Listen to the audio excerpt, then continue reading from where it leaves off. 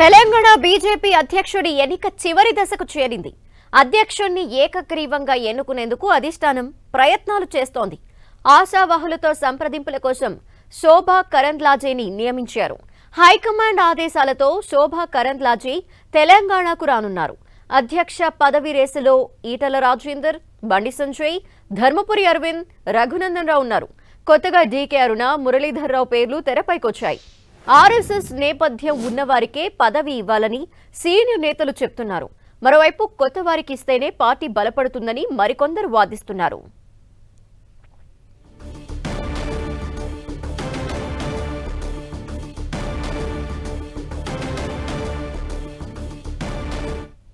Telangana BJP అధ్యక్షుడి ఎన్నిక చివరి దశకు చేరుకుంది. అధ్యక్షుడిని ఏకగ్రీవంగా ఎన్నుకునేందుకు అధిష్టానం ప్రస్తుతం ప్రయత్నాలు చేస్తోంది. ఆశావాహులు ఎవరైతే ఉన్నారో వారందరితోనూ సంప్రదింపులు జరిపేందుకు శోభా కరంద్లాజేని నియమించింది హైకమాండ్.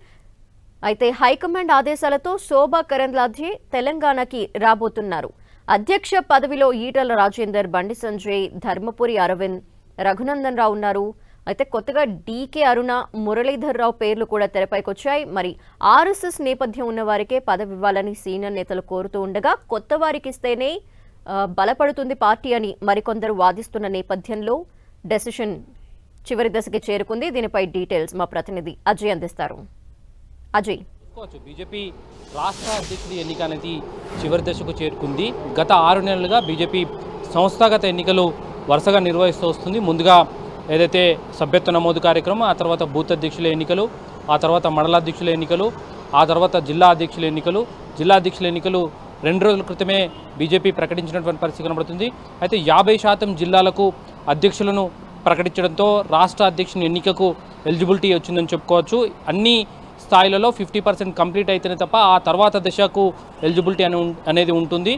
అదేవిధంగా ఇప్పుడు జిల్లా అధ్యక్షుల ఎన్నికలు 50% కంప్లీట్ కావడంతో రాష్ట్ర అధ్యక్షుడ ఎన్నికకు ఎలిజిబిలిటీ రావడంతో ఆ ప్రక్రియను కూడా బీజేపీ జాతీయ నాయకత్వం ప్రారంభించింది. ఇప్పటికే చాలామంది బీజేపీ రాష్ట్ర అధ్యక్షుని రేసులో ఉన్నటువంటి పరిస్థితి కనబడుతుంది. అందులో ప్రధానంగా ఎంపీలు అయితే మరీ ఎక్కువగా రేసులో ఉన్నారు.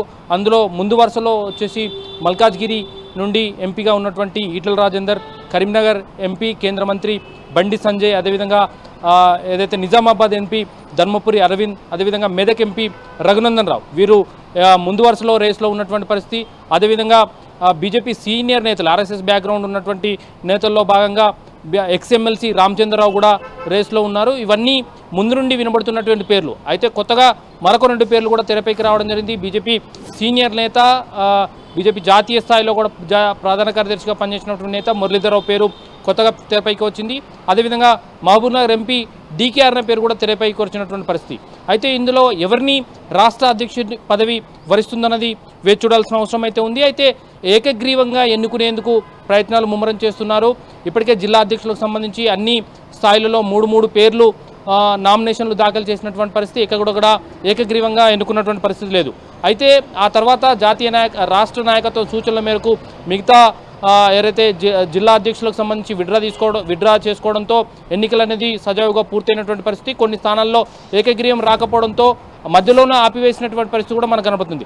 అలాంటి పరిస్థితి లేకుండా తెలంగాణ రాష్ట్ర అధ్యక్షుని ఎన్నిక ఏకగ్రీవంగా అయ్యేందుకు అయితే జాతీయ నాయకత్వం ప్రయత్నాలు ముమ్మరం చేస్తుంది. దీనికోసం శోభా కరంద్లాజేని ఇక్కడ దూతగా కూడా రాష్ట్రానికి పంపిస్తుంది. ఎవరైతే ఆశావాహులు ఉన్నారో వారందరితో సంప్రదింపులు జరపడం, అదేవిధంగా సీనియర్ నేతలతో కూడా సంప్రదింపులు నడిపి ఏదైతే రాష్ట్రానికి ఎవరు అధ్యక్షుడైతే బాగుంటుంది, ఎవరికి పదవి ఇస్తే పార్టీ బలోపేతం అవుతుంది, అధికారంలోకి రావడానికి అవకాశం ఉంటుంది అనే అంశాలపైన ఇటు బీజేపీకి సంబంధించినటువంటి సీనియర్ నేతలు ఆశావాహులతో అందరితోటి మాట్లాడి ఒక ఏకాభిప్రాయానికి తీసుకొచ్చి ఏకగ్రీవంగా రాష్ట్ర అధ్యక్షుని ఎన్నికకైతే ప్రయత్నం చేస్తున్నటువంటి పరిస్థితి మనకు కనబడుతుంది. అయితే ఆర్ఎస్ఎస్ బ్యాక్గ్రౌండ్ ఉన్నటువంటి వ్యక్తులకే బీజేపీ రాష్ట్ర అధ్యక్ష పగ్గాలు ఇవ్వాలన్నది ముందు నుండి కొంతమంది బీజేపీలో ఉన్నటువంటి సీనియర్ నేతలు, ఆర్ఎస్ఎస్ బ్యాక్గ్రౌండ్ ఉన్నటువంటి నేతలు అయితే వాదిస్తున్నటువంటి సందర్భం కనబడుతుంది. అయితే కొత్తగా వచ్చిన వారికి పార్టీ అధ్యక్ష పదవి అప్పచెప్తేనే గతంలో అనేక సంవత్సరాలుగా ఆర్ఎస్ఎస్ బ్యాక్గ్రౌండ్ ఉన్న వారి చేతిలోనే రాష్ట్ర అధ్యక్ష పదవి ఉంది. అప్పటి నుండి పార్టీ కొంత బలపడుతున్నప్పటికీ కూడా ఆ స్థాయిలో అనుకున్న స్థాయిలో ఫలితాలు రాలేదు, అనుకున్న స్థాయిలో అధికారంలోకి రాలేదు. కానీ కొత్తగా వచ్చిన వారికి అవకాశం ఇస్తే పార్టీ బలోపేతం అవ్వడానికి కానీ అధికారంలోకి వచ్చేందుకు కానీ అవకాశాలు ఉంటాయన్న వాదనలు కూడా వినిపిస్తున్నటువంటి పరిస్థితి కనబడుతుంది. అయితే ఆర్ఎస్ఎస్ బ్యాక్గ్రౌండ్ ఉన్న వారికే ఇవ్వాలని కూడా మరికొంతమంది వాదిస్తున్నారు. అధిష్టానం పరిగణలోకి తీసుకుంటున్న పేర్లతో పాటు ఆశావాహులు ఎవరెవరు ఎదురు చూస్తున్నారు? మనం చూసుకోవచ్చు. ఇప్పటి వరకు చెప్తున్నటువంటి పేర్లు ఈటెల రాజేందర్, బండి సంజయ్, ధర్మపురి అరవింద్, అదేవిధంగా రఘునందన్ రావు, రామచందర్ రావు, మురళీధర్ రావు, డీకే అర్ణ, వీళ్ళ పేర్లన్నీ కూడా ఆశావాహుల లిస్టులో ఉన్నాయి. అయితే జాతీయ నాయకత్వం పరిగణలోకి తీసుకుంటున్నటువంటి పేర్లు అయితే చూసుకోవచ్చు. ఏదైతే పార్టీని స్ట్రెంథన్ చేసే కెపాసిటీ ఎవరికి ఉంది, ఎవరికి ఇస్తే అందరినీ కలుపుకొని పోయే వ్యక్తులు ఉంటారు, ఇతర పార్టీల నుండి నాయకులను తీసుకురావడానికి పుల్ చేయడానికి ఉన్న అవకాశాలు ఏ విధంగా ఉన్నాయి, వాటిని యూటిలైజ్ చేసుకోగలే నాయకులు ఎవరున్నారు, ముఖ్యంగా పార్టీలో ఉన్నటువంటి సీనియర్ నేతలను, ఇటు ఆర్ఎస్ఎస్ను, అదేవిధంగా ఇటు పార్టీలో ఉన్నటువంటి క్యాడర్ను అందరినీ సమన్వయం చేసుకొని పోయి పనిచేయగల కెపాసిటీ ఎవరికి ఉంది, ఇలాంటి అనేక అంశాలను అయితే పార్టీ పరిగణలోకి తీసుకుంటుంది. అయితే ఎవరికి వారు తమ లెక్కలైతే చెప్పుకుంటున్నారు, ఎవరికి అనుకూలంగా వాళ్ళ అనాలిసిస్ చేసుకుంటున్నటువంటి పరిస్థితి, తమకే అధ్యక్ష పదవి రావడానికి ఉన్న అవకాశాలను కూడా వాళ్ళు చెప్పుకుంటున్నటువంటి పరిస్థితి కనబడుతుంది. ఫైనల్గా ఎవరికి ఈ బీజేపీ రాష్ట్ర అధ్యక్ష పదవి వరించబోతుందనేది చూడాల్సిన అవసరం అయితే ఉంది.